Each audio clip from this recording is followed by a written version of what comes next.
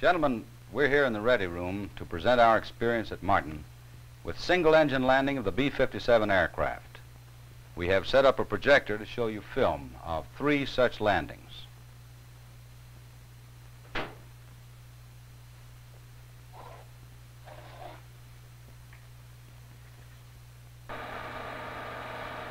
It is our policy to film each declared emergency, covering it, as you will see, from the approach down to near the stopping point. During July, we recorded 2 single-engine landings on the same runway, on the same roll of film. The first landing was successful, the second fatal. It offers an unusual opportunity for comparison and study. This is the first landing.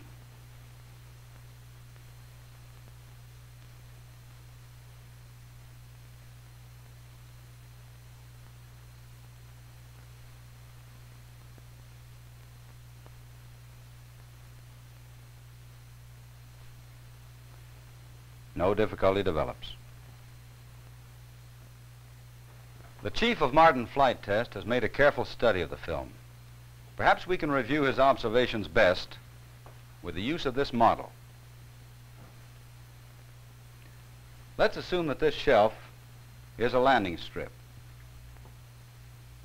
Now, in the film, you could see that the nose of the plane was not high, indicating that speed was well above the stall. Next, you noticed that the rate of descent was stopped momentarily before touchdown. This is not absolutely necessary unless the rate of descent exceeds structural design limits of the landing gear. The control column is eased forward and the landing made on 3 points. Braking should start immediately, and the B-57 will roll to a safe stop. We are now ready to look at the second landing. The next voice will be that of the pilot as it was actually recorded.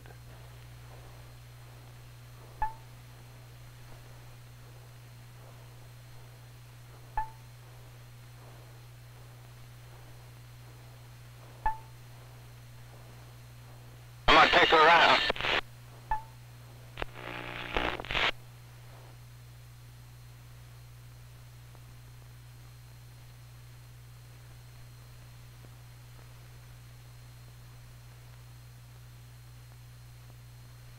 The second aircraft approached the runway at approximately the same speed as the first. The pilot stopped his rate of descent too soon and did not relax his flare. He continued to hold the aircraft off the ground until a full stall landing was made. We can deduce that 2 errors were made in the second landing, one of flying technique, the other of judgment. The pilot held the plane off the runway after it was possible to land. But even so, his approach was such that he could have touched down after the 3,500-foot point here, where he did land. The error of judgment was made immediately after the touchdown. At this time, as you heard from a recording of the landing, he said, "I'm going to take her around." This decision apparently was a result of a mental block. He had been on single engine for approximately 25 minutes, and possibly at this precise moment forgot the fact. Here, at this point on the runway, the plane was put down in the tail-low, nose-high position. This means that actual touchdown speed was 93 or 94 knots. Some 3,500 feet of runway remained. By normal use of brakes, the aircraft could have been stopped. It has been stopped many times in less than 2,000 feet.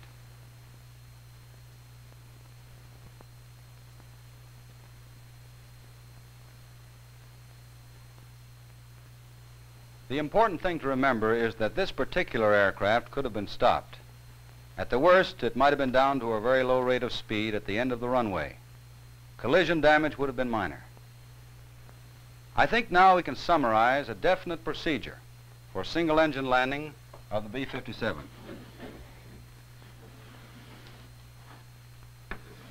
Set up all situations as in a normal landing, but leave the flaps up and the airspeed to within 150 to 155 knots until you are certain of landing.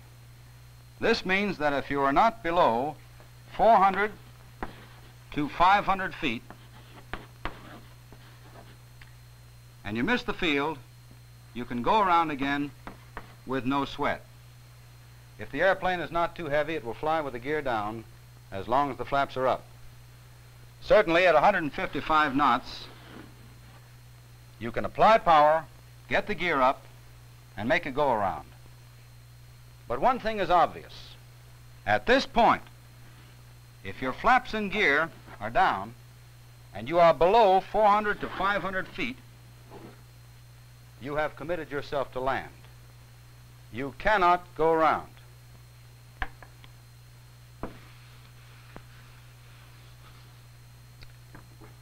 Get the airplane on the ground. Get on the brakes. Use as much as you think you can without skidding.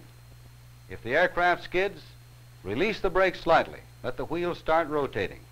Then apply the brakes again. We know that the B-57 can be stopped in less than 2,000 feet without major damage. The best way to emphasize our points now is to show you a single-engine landing made by a service pilot who had received the same instructions we have just given you.